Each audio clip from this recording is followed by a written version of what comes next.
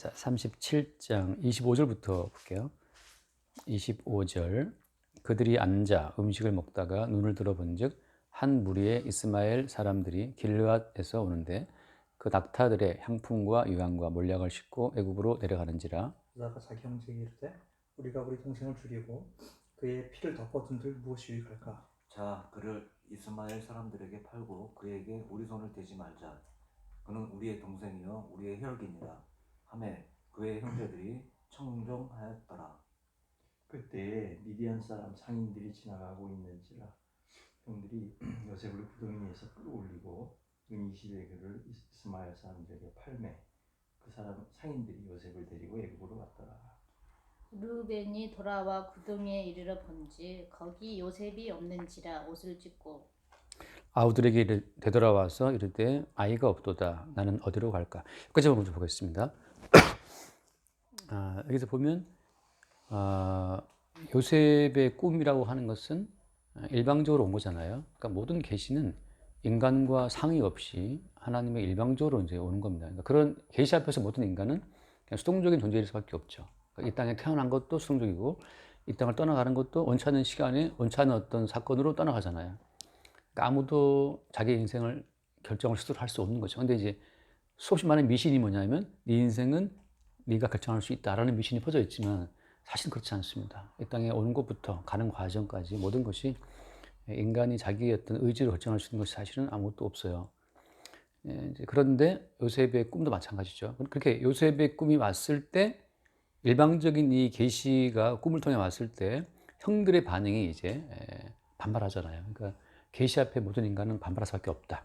왜? 계시라고 하는 것은 일방적으로 인간의 모든 조건을 그냥 선언하거든요. 니들은 해와 달과 11별이 엎드려 절하는 것처럼 너희들은 계시의 주인공 앞에 절을 해야 된다. 이렇게 오니까 각자 자기가 자기 인생의 주체라고 생각하는 사람들이 반발할 수밖에 없죠.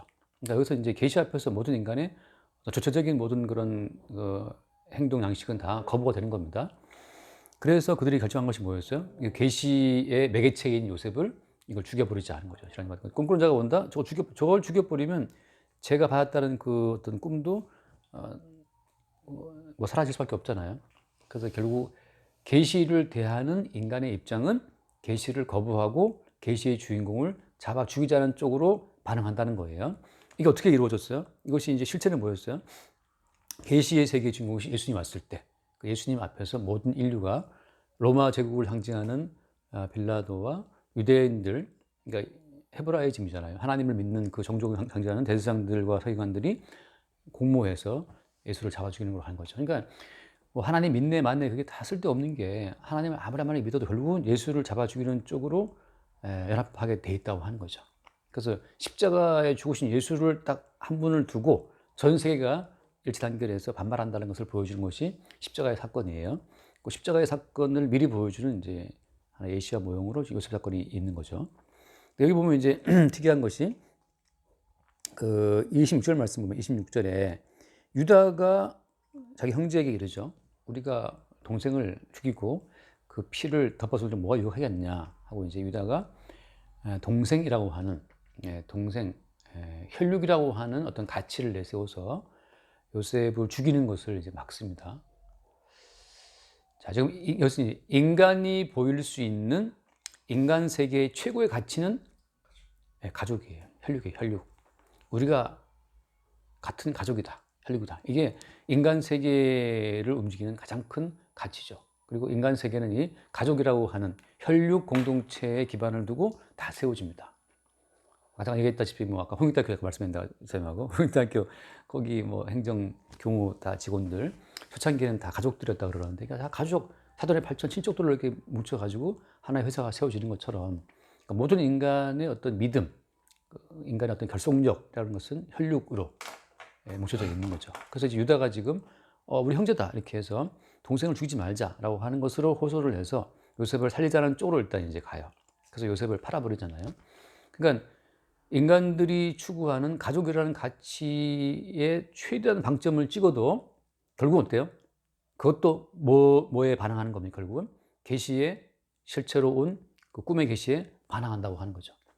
그러니까 인간 세계에는 윤리와 도덕과 혈육에 기반을 둔 모든 가치들이 다 마지막에 아무리 기어 올라가 봤자 결국은 십자가의 예수를 잡아 죽이는 그 계시에 반발하는 쪽으로 간다고 하는 거예요. 그러니까 우리가 오늘날 그 공자를 명자를 하잖아요. 뭐 부부 유별이며 뭐 부자 유친하며 뭐 그런 거 있지 않습니까? 뭐 장유 유서하며 뭐 그런 거 다 있는데 그 모든 것들이 굉장히 아름다워 보이지만 마지막에는 계시의 세계에 반발하는 것으로 다 몰아간다고 하는 거예요. 그래서 이 혈육 중심의 세계에서 예수님이 빠져나와서 예수님이 혈육이 아니고 다른 어떤 세계를 말씀하고 있어요. 한번 읽어볼게요. 마태복음 12장. 마태복음 12장에 결국은 종교라고 하는 것도 마찬가지다. 혈육 기반을 두고 또 종교적인 감성을 갖고 있다. 12장. 예, 마태복음 12장에 마태복음 12 거기 예수님의 가족들 얘기 나오는데 마태복음 12장 46절 말씀 볼까요? 46절. 예수께서 무리에게 말씀하실 때 그의 어머니와 동생들이 예수께 말하려고 밖에 섰더니 그다음 보세요. 47절. 한 사람이 예수께 여짜오되 보소서 당신의 어머니와 동생들이 당신께 말하려고 밖에 서 있나이다 하니. 네, 그다음 말하던 사람에게 대답하여 이르시되 누가 내 어머니이며 내 동생들이냐. 그러니까 자, 이 사람들이 보기에 분명히 밖에 서 있는 분은 예수님의 엄마 마리아와 동생들이었거든요. 예수님 동생이 4명이었잖아요. 남동생만 4명이었는데 그래서 그들이 말하죠. 예수님 밖에 지금 당신 모친하고 아우들이 와 있다 이렇게 말을 하니까 예수님 답변이 뭐였습니까? 누가 내 어머니며 내 동생들이냐라고 해서 난데없이 지금 혈육의 모든 관계를 예수님이 강하게 부정하는 식으로 말씀하신단 말이죠. 그러니까 듣는 엄마 기분 나쁘죠. 듣는 동생들 기분 나쁘고 뭐야 내가 분명히 당신 네 엄마고 내가 동생들인데 무슨 말이냐. 그리고 하신 말씀이 뭐냐 하면 그다음 말씀 손을 내밀어 제 아들을 가리켜 이르시되 나의 어머니와 내 동생들을 보라. 그다음 한번 봐요. 50절. 누구든지 하늘에 계신 내 아버지와 한 자가 내 형제요 자매요 어머니다. 그러니까 누구든지 상관없어요. 하늘에 계신 내 아버지의 뜻대로 하는 자가 내 형제요 자매요 어머니다. 그래서 지금 예수님은 다른 차원의 가족을 말씀하시는 거거든요. 그러니까 너희들이 알고 있는 가족은 가족 아니야. 누가 내 엄마가 누가 동생들이야. 하늘에 계신 내 아버지 뜻대로 하는 이 사람들이 내 형제다 자매다 내 어머니다. 이렇게 말씀하심으로써 혈육 중심의 모든 이 가족 개념을 예수님이 강하게 완전히 뒤집어 엎으시는 거예요. 왜냐하면 왜 그런 거죠? 아까 봤던 것처럼 유다가 우리 동생이라고 해서 동생이라고 해도 죽이지 말자라고 했지만 여전히 어때요? 여전히 계시 자체를 반발하고 부정하는 쪽으로 혈육의 모든 사랑은 간다는 거죠. 그러니까 끼리끼리 뭉쳐봤자 우리 엄마, 동생들, 우리 아버지 이렇게 뭉쳐봤자 결국은 어디에? 결국 예수님을 못 박아 죽이는 쪽에 다 합류하게 돼 있어요. 하나님 보시기에는 니들이 아무리 뭉쳐있다 하더라도 그것은 하나님 보시기에 어때? 심판받아 죽어 마땅한 죄인들끼리 그냥 뭉친 거예요. 어떤 점에서? 계시의 세계를 반발한다는 점에서. 그러니까 참 가족끼리 모여서 예수님 하신 말씀이 사람의 원수가 뭐라 했어요? 사람의 원수가 집안 식구라. 왜냐하면 그 집안 식구라고 하는 가치에 그거 붙들려가지고 내 동생들, 내 아우, 뭐 언니, 동생 뭐 이렇게 있잖아요. 또 엄마, 아빠 하면서 거기 다 매여가지고 그렇게 매여 있을수록 어때요? 매여 있을수록 어디에 반발한다? 계시의 주인공이신 예수께 반발한다니까요. 그러니까 혈육의 세계를 못 넘어오는 거예요, 이게. 혈육의 지평을 못 벗어나는 거죠. 평생 거기 갇혀 있다가 그냥 뻥꼬 치고 싸우고 하다 결국은 다 이제 지옥으로 가는 거죠. 그래서 유다가 보여주고 또 이제 지난주에 봤던 르우벤이 먼저 르우벤이 이제 또 하잖아요. 그러니까 르우벤과 유다는 다 뭘 보여주고 유다는 다 그 뭐죠? 그러니까 후처가 아니고 본처의 아들들이잖아요. 르우벤은 그 레아가 낳은 첫 번째 아들이고 유다 마찬가지죠. 유다는 네 번째 아들. 다 본처의 아들들이 그나마 혈육에 대한 가치를 챙겨요. 근데 이제 그 후처의 아들들은 완전히 시기의 줏대 빠져가지고서 요셉을 잡아 죽이려고 그랬죠. 안 그래도 지금 열등감이 빠져 있는데 자기 엄마가 후처이기 때문에 안 그래도 지금 열등감이 빠져 있는데 요셉이 또 잘난 척 그러니까 요셉은 또 말하자면 정실 부인의 아들이잖아요. 그런 게 얽히면서 이제 가족은 가족이나 또 그 내부에 뭐 차별이 있고 해서 막 그 얽힌 상황이 있는데 그나마 이제 르우벤과 유다가 동 살리고 싶어서 하나 결론적으로는 어떻다? 결론적으로는 계시에 반발하는 것은 마찬가지라는 거죠. 근데 여기서 이제 중요한 것은 뭐냐면 자 여기에 들어있는 어떤 그 언약이 이 역사의 세계에서 구체화되는 그 방식이 여기 들어있어요. 언약이 역사 가운데 구체화되는 방식이 바로 뭐냐면 혈육의 세계로부터 버림받는 방식으로 제가 늘 들은 표현이 뭐죠? 건축자들이 버린 돌, 그죠? 버린 돌이잖아요. 건축자들은 집을 세울 때 이미 자기 나름대로 어떤 설계도가 그림이 있어요. 이런 집을 세워야지. 똑같아요, 지금. 유다와 루벤 이 형제들은 어떤 그림이 있는 거예요? 혈육을 기반으로 해서 세우고 싶은 가족에 대한 그 건물의 그런 그림이 있어요. 우리 집안, 우리 가문, 이게 그림이 있다고요. 근데 우리 가문, 우리 집안, 우리 혈육을 딱 세워 나가야 되는데 지금 누가 여기에 지금 찬물을 껴줬어요? 요셉이. 왜냐하면 요셉이 받은 계시가 어떤 계시였냐 하면은 혈육 중심, 가문 중심의 유괴 질서를 어때요? 근본적으로 뒤엎는 계시를 받았단 말이죠. 그래서 르우벤이나 유다가 세우고 싶은 혈육 중심의 어떤 그 건축물이라 하는 것은 엄마, 아버지, 형들부터 쫙 이렇게 자기 운수로 쫙 돼 있는데 태어난 장자가 먼저라는 거죠, 이게. 요셉은 한참 뒤에 나타났잖아요. 요셉은 저 꼬레비에 있는데 요셉이 갑자기 지가 머리가 되고 다 잘한다 그러니까 이게 지금 르우벤과 유다가 세우고 싶어 하는 혈육 중심의 공동체의 근본 질서를 뒤흔드는 거예요. 그러니까 계시라고 하는 것은 인간 세계에 확립된 모든 가치를 어때요? 다 뒤집어 엎는 거예요. 이게 나이도 뒤집어 엎지, 신분도 뒤집어 엎지. 더 심각한 건 뭐였습니까? 예수님 시대에 경건이라고 하는 거 있잖아요. 바리새인들이 일회에 2번 금식하고 11조를 바치고 구제하고 했었던 그 치열하게 하나님 섬기고 왔었던 그 종교적인 모든 가치를 예수님이 다 뒤집어 엎고 뭐라고 말씀했냐면 마태복음 21장에 나와 있잖아요.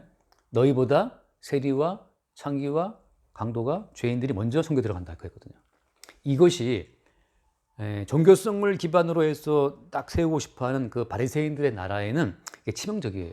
원래 바리새인 나라는 행위의 나라이기 때문에 더 많이 기도하고 더 많이 봉사하고 헌신한 사람이 높은 대우를 받아야 되는데 어떻게 창녀가 여기 감에 끼어들어요? 그죠? 어떻게 강도가 하나님 나라에 기웃거려? 말도 안 되죠. 똑같아요. 지금 어떻게 네가 지금 막내 아들인데 르우벤 이제 저 베냐민 태어났지만 막내에서 지금 두 번째가 저 서열 지금 11위가 지금 요셉이잖아요. 아니 서열 11위가 넘버 3도 아닌데 지금 누가 넘버 2야? 나 넘버 2인데 예, 누가 넘버 3래? 난 넘버 2인데 그 영화 안 보신 분들 있지만 보신 분 예, 넘버 3라는 유명한 영화가 있는데 그 넘버 3쯤 되면 넘버 2냐 3가 굉장히 이게 민감한 사안이거든요. 1인자 바로 뒤에 누가 넘버 2냐 그 싸움이 치열한데 하물 넘버 11짜리가 지금 주제 넘게 넘버 1을 넘보고 있으니까 이 형들이 봤을 때는 자기들이 세우고 싶어하는 이 가족 중심의 사회, 그죠? 혈육 중심의 공동체 이게 치명적인 암덩어리예요. 그래서 너는 안 되겠다, 너는 버려 하고 건축자들이 버린 돌처럼 버린 거죠, 요셉을. 똑같이 예수님이 나타나서 야, 니들 바리새인들 뭐 금식하고 뭐 저기 말씀 다 지키고 구제하고 다 필요 없어. 세리와 창녀와 강도가 전국 들어간다. 이렇게 할 때 종교적인 경건함으로 행함으로 율법을 지키는 것으로 말미암아 하나님 나라를 딱 세우고 싶었던 바리새인들이 봤을 때 어때? 예수는 암덩어리예요. 저 인간이 지금 우리가 지금 오랜 세월 동안 쌓아왔던 이 가치를 다 뒤집어 엎네? 지금 이단이야, 이단. 이단 아니면 귀신 들린 자죠. 그래서 예수를 버리죠. 자, 그렇게 해서 버림받은 자가 누구예요, 오늘? 요셉이죠. 이게 놀라운 반전이 그거죠. 언약이라는 것은 뭐냐면 계속해서 기존의 우리의 세계에서 추방되는 식으로만 언약이 드러난다는 것이 중요해요. 그러니까 예수님께서 하신 말씀처럼 핍박하는 그러니까 남들의 너희를 핍박할 때 복이 있다 말씀하시는 것은 기존의 세계에서 핍박을 받고 버려지는 과정을 통해서 언약의 새로운 세계가 어떻게 된다? 드러나는 거예요. 이게 참 놀라운 반전인데. 그러니까 자, 지금 이 형들은 혈육 중심의 이 세계에서 구원이 있어요, 없어요? 구원이 없죠. 없는데 지금 들이 뭘 믿고 있는 거예요? 곧 죽어도 이 세계를 지키고 싶어 하죠. 그래서 곧 죽어도 가족들이 모여 있어야 된다, 이렇게. 근데 진짜 나중에 어떻게 돼요? 자기들의 혈육의 가치로서는 도저히 생존 불가능한 상황에 들어가죠, 나중에. 가뭄이 심하게 와서. 그러니까 뭐 아무리 뭐 자기야 사랑해, 여보야 사랑해, 뭐 엄마 뭐 아빠 어쩌고 뭐 한다 하더라도 어떻습니까? 가족의 이 공동체를 유지할 수 없는 위기가 몰려와요. 그것이 성경에 늘 제가 말하잖아요. 성경에 이미 레위기에도 나와 있다시피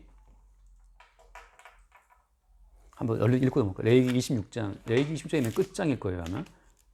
레위기 아니구나, 27장이 끝인데 27장 26 26장을 볼게요. 레위기 26장 25절을 보겠습니다. 25절, 26절. 레위기 26장 예. 내가 칼을 너희에게로 가져다가 언약을 어긴 원수를 갚을 것이며 너희가 성읍에 모일지라도 너희 중에 연병을 보내고 너희를 대적의 손에 넘길 것이며 예, 가족들이 이스라엘 어떤 공동체 아무리 모여있어도 주님께서 계속해서 거기다 뭘 보낸다? 그냥 연병을 보내고 나중에 이제 칼을 보내고 그렇게 해서 나오는 결론은 뭐냐? 결론은 29절 말씀 볼까요? 29절에 너희가 아들의 살을 먹을 것이요 딸의 살을 먹을 것이며 이게 저는 예전에 이걸 얘기를 볼 때 이게 가능한 이야기인가 그때 대학생 때 처음 볼 때 이게 너무 저는 다가왔어요. 어떻게 아들의 살을 먹지? 근데 나중에 더 보다 보니까 여한기상에 가보니까 진짜 여han기상에 가보니까 진짜 이게 애기 엄마들이 애들을 삶아 먹었잖아요. 오늘은 네 아들 삶아 먹자. 근데 그 엄마가 숨긴 척해 아들을 그 왕한테 호소하잖아요. 이 레위기에 예언된 이 내용이 다 이루어져요. 다시 말해서 아무리 우리 가족, 우리 남이가 뭉쳐있다 하더라도 주님이 칼을 보내고 연병을 보내고 전쟁을 보내면 결국에는 자기 아들의 살을 잡아먹는 데까지 감으로 말미암아 이스라엘은 뭐냐? 이스라엘이라고 하는 것은 혈육 중심의 그 끈끈함이 하나님 보시기에 구원의 대안이 안 된다는 사실을 미리 그들은 보게 되는 거죠. 그래서 지금 주님의 구원은 혈육 가운데 있지 않다는 걸 보여주시는 거예요. 니들끼리 이렇게 머리 맞다고 이렇게 남이가 하고 건배하고 그러지만 이게 칼만 보내면 흩어지지 돈 좀 안 보내봐요. 그냥 바로 집안 싸움 납니다. 유산 한번 어떻게 해보세요. 없는 집안은 별 문제 안 되지만 있는 집안에 그러면 대판 법정 소송 나고 난리 나죠. 그러니까 도대체 가족이라는 가치가 우리를 속이고 있는 거예요. 사실은. 다시 말해서 지금 우리 집은 좋은데요. 그것은 십자가에 대신 주고 예수의 은총 때문에 좋은 거지. 착각하고 있는 거예요, 지금. 한번 주님 건드리면 다 드러납니다. 칼을 보내고 기근 보내고 연병을 보내고 그러면 다 드러나요. 그래서 지금 이 중요한 오늘 포인트는 이거예요. 우리가 알고 있는 혈육 중심의 구원의 영역에서 버려진 자에 의해서 그죠? 건축자들이 버린 돌이 뭐 됐어요? 버린 그 돌이 모퉁이에 머릿돌 됐다잖아요. 그죠? 그러니까 지금 버려진 자에 의해서 새롭게 세워진 세계가 있다는 거예요. 버려진 자에 의해 세워지는 그 세계가 어떤 세계예요? 그 세계가 구원의 세계고 그것이 영적인 세계고 네, 언약의 세계예요. 그게 이제 주님께서 창세 전부터 준비해놨던 언약의 세계예요. 주님이 원래 설계했었던 그 세계가 언약의 세계예요. 그러니까 지금 중요한 건 뭐냐면 혈육의 배반과 혈육의 박살나는 이 경험이 어떤 사건이 없이는 뭐도 안 드러납니까? 언약의 세계가 안 드러나요. 그러니까 제가 하는 말이 만약 형제끼리 안 싸웠다. 이거 지옥 갈 백성입니다. 형제끼리 박터지게 싸우고 하면서 혈육이라고 하는 것에 이 허황된 미신의 가치가 박살남으로 말미암아서 바깥에 예수 그리스도에 의해 세워지는 새로운 세계를 보게 되는 사람들이 비로소 언약의 세계에 들어온 자인데 바꿔 말하면 언약의 세계에 들어온 자는 뭘 보는 거예요? 혈육의 세계의 한계성을 명확히 보는 거죠. 야, 이거 진짜 우리 집안 사이 좋다? 이것은 십자가 지고 오신 예수의 은총으로 지금 잠깐 사이 좋은 거지. 여기에 만약에 돈 문제 개입돼 보세요. 박살나는 것은 시간 문제입니다. 제가 그럼 그때 내가 얘기했죠. 115억짜리 집 유산 그것 때문에 사형제가 싸우는 거 말이죠. 제가 들 땐 저한테 막 상담을 하는데 저는 너무 어이가 없고 황당. 나는 지금 돈이 1억도 없는데 무슨 115억 갖고 나한테 물어보면 나 어떠란 말이야 이런 생각이 들긴 하는데 한편으로는 그게 너무 좋은 경험이었는 것이 분쟁이 생기니까 그런 거 의의가 없어요. 돈 앞에서는 형제도 없다. 그렇죠. 예. 피는 물보다 진하지만 피보다 진한 것은 돈이죠. 예. 정말 제일 진한 건 돈이에요. 인간 세계에서. 그래서 지금 이 요셉 형제들이 르우벤과 유다가 동생을 지키고 싶었으나 결국은 팔아먹죠. 형제의 가치라고 하는 건 결국은 팔아먹고 얘 죽었다 하고 아빠한테 보고한단 말이죠. 그러니까 혈육의 가치가 갖고 있는 그 어떤 힘이라고 하는 것은 결국은 한계를 못 넘는다고 하는 거. 근데 놀라운 것은 이들의 배반에 의해서 뭐가 드러나는 거예요, 이제? 은닉되어 있었던 언약의 세계가 드러나는 거예요. 점차 이제 드러나죠. 그 요셉이 팔려가서 그러니까 우리의 세계에서 버려진 자에 의해서 차근차근 구원의 세계가 준비되어 있었고 나중에 어때요? 우리가 완전히 팔아갖고 죽었다고 잊어버렸던 그 인간이 나중에 우리의 구원자로 짠 등장한다고 하는 거죠. 그럴 때 우리는 어떻게 되는 겁니까? 우리가 배반하고 팔아먹은 그분에 의해서 오직 전적으로 용서를 입고 구원을 받는 자로 설 때, 그것이 이제 언약 백성의 어떤 그 정체성이 드러나는 순간이에요. 바꿔 말하면 아직 우리는 형제끼리 의리를 지킬 수 있다고 믿고 있으면 이 사람은 아직 언약의 세계를 모르는 사람이고 구원받지 못한 자고, 바꿔 말하면 우리가 예수를 믿으니까 형제를 더 사랑합시다, 이 헛된 미션 소리, 이것도 말하자면 지금 뭘 모르는 거예요. 계속해서 지금 우리가 예수 믿을까, 앞으로 잘 살아봅시다, 우애합시다. 우애는 무슨 우애? 오히려 진짜 예수 그리스도를 믿은 사람들은 형제간의 우애라는 것이 이게 안개 같은 거라는 사실을 보죠. 단지 뭘 보는 겁니까? 이렇게라도 형제끼리 사이가 좋은 곳은 야, 이게 예수님의 대신 희생받은 은혜 때문이었다는 사실을 보게 되는 거죠. 여기에 뭘 더 뭐 사랑합시다 어쩌다 그 자체가 다 우리 인간의 가능성에 초점을 두고 말하는 건데, 그렇게 해봤자 주님 보시기에 공로가 있어요, 없어요? 없어요. 왜? 하나님은 지금 이제 제가 늘 인용한 말씀이 있죠. 갈라디아 3장 22절 말씀이나 로마서 10장 32절 말씀. 그건 알죠? 로마서 10장 32절. 갈라디아 3장 22절. 이제 제가 지금 수백 번 얘기합니다. 뭐 다들 안 나오네. 로마서 10장 22절, 32절. 로마서는 10장 32절. 아니요, 그거는 예. 로마서 11장 32절을 먼저 얼른 후딱 보면 또 이거 말씀. 예. 32절. 하나님이 모든 사람을 순종하지 아니하는 가운데 가두어 두심은이라고 하잖아요. 여기에 순종하지 않는데 가두어 져야 돼요. 누구처럼? 르우벤과 유다처럼, 형제들처럼 최선을 다해서 결국은 동생 팔아먹었네. 동생을 팔아먹은 나쁜 놈들이라는데 갇혀야 된다는 거죠. 이것이 뭘 말하는 거예요, 결국? 동일하게. 그 이유는 뭐 때문이다? 모든 사람에게 긍휼을 베풀려 하심으로다. 언약 백성은 동일하게 주님의 긍휼만을 자랑하는 자리에 들어가요. 우리의 본성이 매일매일 들켜요, 성경에 의해서. 우리 본성은 칼이 오고 기근이 오고 연병이 오고 돈의 입이 오면 동생이 뭐가 없다는 사실을 늘 보는 것. 형제를 돕다가도 내 돈 너무 깨지잖아요. 내 돈 너무 많이 깨지면 손 뗍니다. 제가 봤을 때는 그래요. 왜냐하면 마누라가 가만히 있잖아요. 도와줘도. 더 중요한 건 뭐냐면 저희 어머니가 저희들 키우느라고 그 시골에 외할머니 잘 못 돌봤거든요, 외할아버지를. 왜냐하면 우리들 대학 보낸다고 막 바빴어, 어머니는. 그때 외삼촌이 한 말이 뭐냐, 누나 아들만 중요하냐 그랬거든요. 근데 엄마 입장에서는 당연하지, 내 아들이 되게 중요하지. 우리는 편하게 살았는데 사실은 어머니들이 이제 형제들한테 미움받고 있었죠. 왜냐하면 어머니가 큰딸로서 어떤 역할을 못한다고 이제 동생들이 막 치받고 있었는데, 왜냐면 어머니 입장에서 아들이 더 중요했으니까. 우리 모두는 다 하나님의 긍휼을 입는 자리에 서게 돼서 우리끼리의 모든 가능성을 다 안주당한 자, 결국은 요셉을 팔아먹는 일에 동의함으로 말미암아서 다 순종치 않는 데 다 들어간 형제들이. 또 하나 마지막 갈라디아 3장 22절. 갈라디아서 3장 22절. 이것도 제가 한 천 몇 번쯤 얘기했죠. 갈라디아 3장 22절. 그러나 성경이 모든 것을 죄 아래에 가두었으니, 이게 자, 성경이 죄 아래 가두는 마지막 그 잠금 장치가 뭐죠? 십자가예요. 모든 인간이 다 일창결해서 베드로마저 예수를 3번 부인하고 모두가 다 예수를 십자가로 몰아요. 요셉을 팔아먹을 때 르우벤, 유다 다 결국은 어때? 팔아먹자. 그래서 거기서 아무도 당당하게 야, 이 말이 됐나? 참 날 죽으라 이놈들아, 어떻게 동생을 팔아먹을 수, 이렇게 나오는 형제는 없었어요, 거기에. 그만큼 뭐예요? 계시의 힘이 강한 거예요. 계시가 어설피 오면 인간의 어떤 의가 살아 움직이거든요. 계시가 세게 오잖아요. 십자가의 계시가 세게 오지 않습니까? 그러면 어디 인간의 의를 내세워요? 근데 이제 제 입장에서 그렇죠. 인간의 의를 내세울 때마다 그냥 그거를 십자가의 복음으로 박살을 항상 이제 팍팍 이게 내줘야 이제 그게 교회인데, 또 뭐 인정사정 봐주고 14년이 뭐 남입니까 하고 이렇게 되버리면 이제 인간의 교회가 돼버리거든. 그래서 원래 인간에게 나오면 그걸 봐주면 안 돼요. 베드로한테 예수님이 사단아 물러가라 하잖아요. 웬만하면 들어도 되잖아. 베드로가 예수님 생각해서 하는 말인데, 예수님 그러지 마세요. 어떻게 자꾸 죽는다 그러십니까? 근데 예수님은 그냥 바로 깨버렸죠. 사단아 물러가라. 사람을 생각한다고.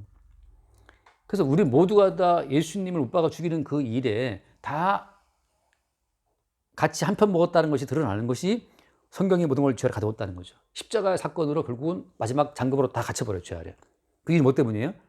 죄 아래에 가두었으니, 이는 왜? because 뭐 때문이에요? 예수 그리스도를 믿음으로 말미암은 약속을 민다에 주려 합니다.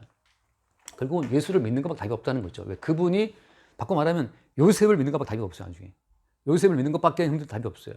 양식은 떨어졌고 7년 기간 들어왔고 양식은 없어요. 이제 요셉한테 가서 무릎 꿇고 비는 것밖에는 답이 없는 상태에 들어간 것이 형들이잖아요. 그래서 형들은 어떻게 아직도 팔아먹은 주제에 무슨 말 할 수 있나요?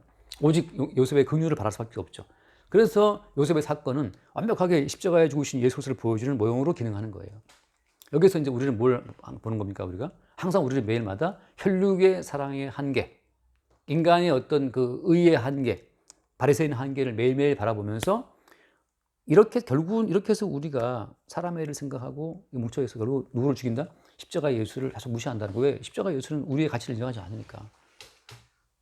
제가 유튜브를 보다 보니까 뭐 이런, 그러니까 하나님은 절대 인간을 이용하지 않는다. 이용하지 않는다는 뭐 그런 식으로 막 올라오더라고요. 이거 무슨 헛소리인가.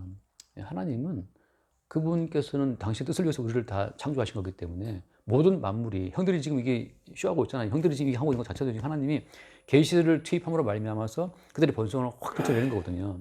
다 주께서 이들을 이용해서 지금 십자가에 죽으신 예수를 나타내는 과정으로 이들이 이용당하고 있는 거죠. 그리고 우리도 이제 그렇게 이용당하는 것이 우리한테는 기쁘고 즐거운 일이지.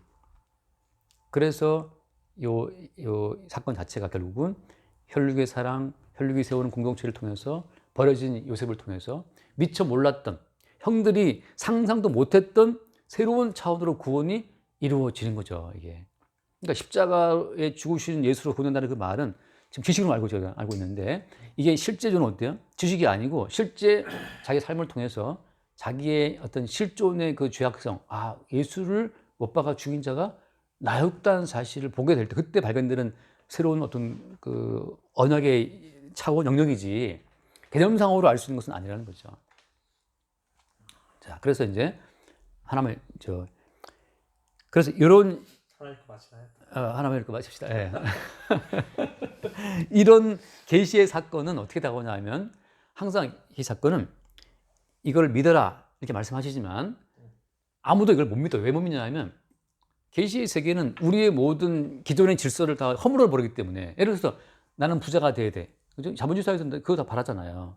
근데 주님께서는 너는 가난하게 돼야 돼. 이거 수용할 수 있나요? 못해요. 요셉의 형들이 요셉을 죽였던 이유도 마찬가지죠. 이게. 질서를 무너뜨리니까. 근데 최집사님이 나 돈 좀 한 10억 계약하고 싶어. 근데 주님께서 나 맨날 10만 원짜리 그러면 나중에 이제 화가 난단 말이죠. 언제까지 10만 원짜리만 할 겁니까? 이 나올 수 있다고요. 근데 또 주님 말이 맞네? 그까지 이제 너 5만 원. 이것도 말이 맞네. 그냥 완전히 이제 없어요. 심각한 기근을 보내는 거죠. 그러면 결국은 다 반발해요. 계시에. 그러니까 계시 앞에 반발하지 않는 사람 아무도 없다. 네. 여기서 중요한 건 뭐냐면 그래서 계시가 우리에게 올 때는 반드시 어때요? 그 계시를 수용할 수 있는 믿음도 함께 더불어 온다고 하는 거죠. 네. 계시가 우리에게 올 때는 그 계시를 수용할 수 있는 믿음도 함께 아울러 온다. 이것이 바로 뭐냐면 에베소서 2장에 나와 있는 말씀처럼 선물로 주어지는 믿음이에요. 그러니까 우리 보고 계시를 던져놓고 나 니들 믿어.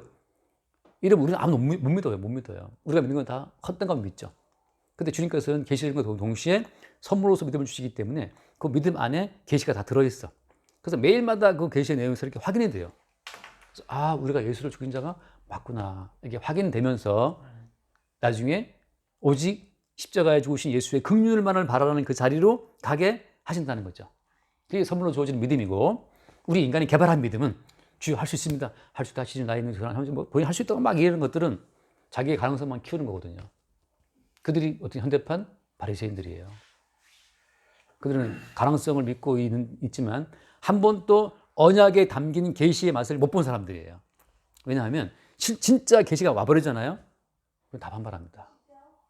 지금 계시를 안 받은 사람들은 아직도 지금 그게 안 왔기 때문에 그냥 사이가 좋아. 근데 진짜 여기서부터 계시가 주어지면 반발해요. 그러니까 제가 항상 하는 말이 이 사람이 계속 뭔가 할 수 있다고 말하고 뭐 가능성 믿고 있다. 제가 이 사람이 과연 계시의 주인공이신 예수를 만난 적이 있는 사람인가 저는 의심하죠.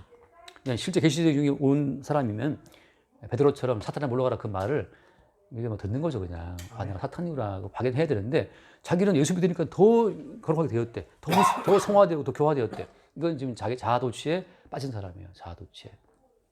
그래서 믿음에 실려도 주님께서 계시의 내용을 담아주신다고 하는 거. 그 우리 안에 들어온 그 믿음이 계속 우리 속에서 우리의 본질을 까발려요.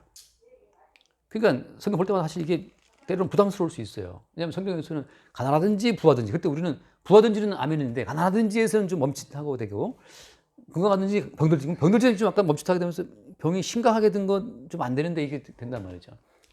가난하게 된 것도 조금 뭐 전세 한 20억 있다가 한 5억 가는 것은 뭐 아멘이지만 이게 5억에서 진짜 월수를 가는 거에 대해서 진짜 너무 두렵죠. 120만 원. 120만 원. 예.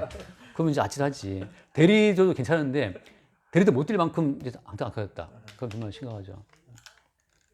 근데 이제 믿음이 계시가 담긴 믿음이 들어온 사람들은 실제 그 상황이 안 벌어진다 하더라도 자기의 죄인됨을 알아서 지금 주어지는 팥빵 하나도 붕어빵 하나도 이게 감사함으로 받을 수가 있는데 그 상황으로 가는 거죠. 그래서 오늘 이야기예요. 결국은 형들에 의해서 버림받은 요셉에 의해 새롭게 형성되는 어떤 구원의 세계가 있다는 거죠. 이것은 형들이 알았다 몰랐다? 몰라요. 항상 우리는 어때요? 우리도 예수를 배반하고 버리면서 미처 몰랐던 새로운 구원의 세계를 발견하고 살아가는 것이 그 성도의 즐거움이에요. 그러니까 성도의 모든 삶은 매 순간순간이 새로운 발견이야. 우리 항상 예수 배반하고 늘 불변하고 살아가는데 늘 또 새롭게 뭔가 주어져. 항상 우리는 주의 긍휼을 바라보고 이것도 주의 긍휼로 주어진 세계였군요. 이렇게 알아가는 거죠.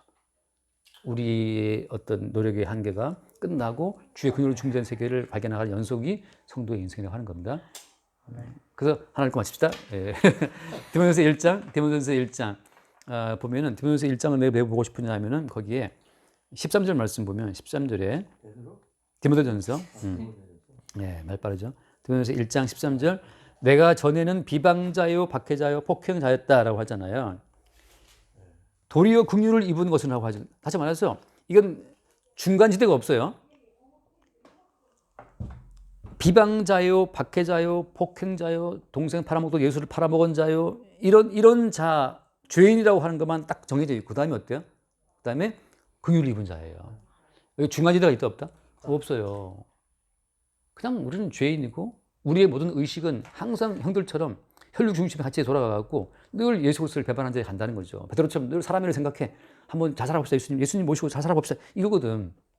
예수님 자꾸 중단 말하지. 예수님 죽어도 죽어요.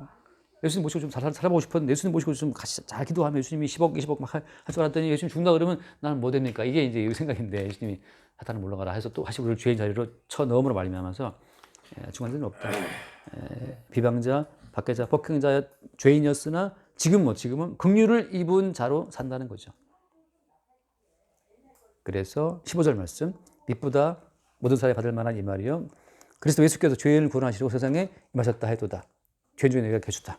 그러니까 죄인밖에 없어요. 죄인과 긍휼을 베푸시는 구원자이신 예수 그리스도밖에 없는 거죠. 그래서 요셉은 긍휼을 베푸는 자, 형들을 몽땅 11명 전부 다 형들을 몽땅 다 예수를 팔아먹은 요셉을 팔아먹은 배반자, 죄인으로 묶이는 거죠. 근데 한 명 긍휼 베푸는 자와 전체 나머지 형들 배반자로 이렇게 이런 구도로 가는 것이 언약 안의 구도지. 언약 안에서는 예수님 좀 이렇게 편들고 이렇게 하고 중간자가 있다 없다 없다는 거죠. 예. 그러니까 우리는 사실 매일매일 언약 안에서는 죄인으로 발견되는 것이 마땅하죠. 그래서 오늘도 사는 것은 주의 긍휼 때문에 사는구나를 매일 보는 거. 그때 우리는 이제 커피 한 잔도 긍휼의 선물로 맛있게 먹을 수가 있는 거죠. 여기까지 하겠습니다.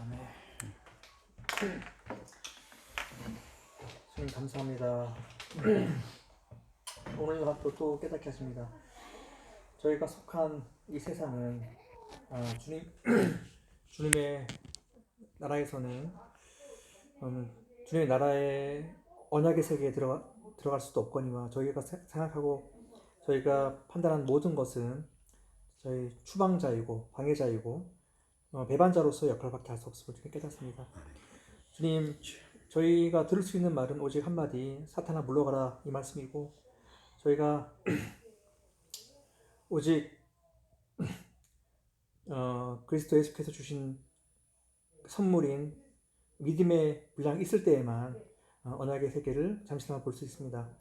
주님 바로 권하기는 매일매일 이 세상 속에 저희가 아무리 붙어 있을지라도 또 다른 언약의 세계를 감지하고 그 감지를 통해 그 언약의 세계의 주인공이신 예수 그리스도를 인식할 수 있는 그 믿음을 날마다 보여주길 간절히 소망합니다. 예수님의 이름으로 기도합니다. 아멘. 주님 감사합니다. 우리는 이 땅에 살면서 혈연, 혈육 이 모든 것들을 소유하면서 당연한 것처럼 살고 있지만 주님이 보내신 기근, 칼, 연병 앞에 이 모든 관계는 철저하게 부서지고 서로를 잡아먹는 죄인임이 명백하게 드러났습니다. 저희로서는 구원을 받을 수 있는 존재도 아님에도 불구하고 주님이 베푸시는 공일로 말미암아 우리가 그 은혜 속에 살고 있음을 오늘도 말씀을 통해서 배웠습니다. 주님, 우리는 항상 죄인임을 늘 일깨워 주시고 아멘. 항상 우리는 주님의 긍휼이 기대할 수 있는 그런 삶이 될 수 있도록 주님의 이름으로 기도드렸습니다. 아멘. 감사합니다. 오늘 성경 공부를 통해서 요셉과 그 형제들이 요셉을 핍박하고 팔아서 죽이려고 하는 그런 과정을 통해서 저희들 우리가 가지고 있는 선악가치 책에서 추구해온 그 모든 혈육의 공동체라든지 또는 우리가 추구하는 도덕적인 윤리적인 체계라든지 이 모든 인간이 구축한 이 모든 그 선악 지식적인 체계를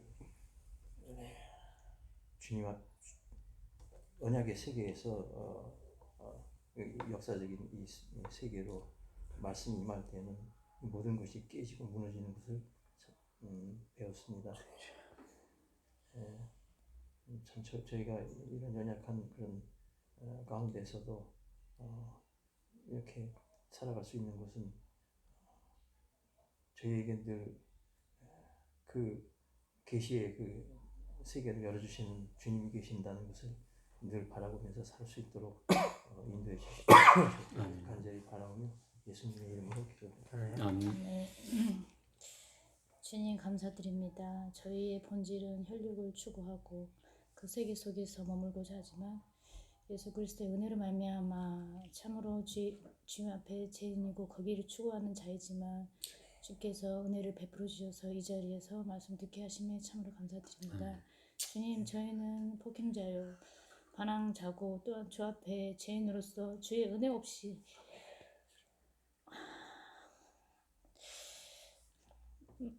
말씀의 세계로 올 수가 없음을 고백드리고 주님이 살아계셔서 주의 팔로 말미암아 강권하셔서 주의 말씀 듣게 하시고 공의를 베풀어 주심을 참으로 감사드립니다. 오직 주님은 공의를 베푸는 자이고 저희는 주 앞에 죄인임을 고백드리며 우리 주 예수 그리스도 이름을 기도드립니다. 아멘. 주님, 점잖은 우리의 모든 외형이 계시 앞에 다 무너지고 그 실체가 다 드러나게 하심을 감사하고 오직 죄인이요 비방자요 폭행자인 우리를 오직 피 흘리신 그리스도 예수의 피로 덮으시는 그 주의 사랑과 긍휼만을 바라보게 하시니 감사합니다. 오직 주의 십자가의 은혜만 자랑하는 인생 되도록 우리를 이끌어 주시기를 바라며 우리 주 예수로 기도드립니다. 아멘. 수고하셨습니다.